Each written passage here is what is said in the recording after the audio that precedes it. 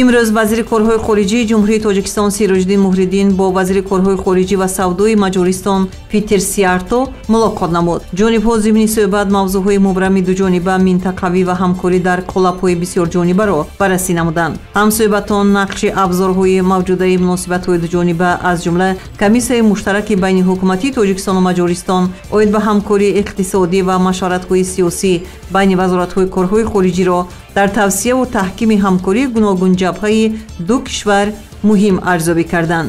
дар ҳафти мулоқот ба масъалаҳои амнияти минтақавӣ ва мубориза бар зидди таҳдидҳои муосир таваҷҷӯҳи хос зоҳир гардид. ҳамкории ҳарду кишвар дар дораи иттиҳоди Аврупо низ аз ҷумлаи мавзӯъҳое ба шумор мерафт, ки зимни музокирот мавриди баррасӣ қарор гирифтанд. дар фарҷом вазирон ёддошти тафоҳум миёни вазоратҳои корҳои дохилии Тоҷикистон ва Маҷористон оид ба ҳамкорӣ дар соҳаи амният ва муқовимат бо ҷинояткориро ба имзо расониданд, ки бешубҳа талошҳои муштараки ду кишварро дар самтҳои мубориза бо терроризм, ифротгароӣ ва дигар шаклҳои маблағгузории ҷиноятҳо таҳким мебахшад.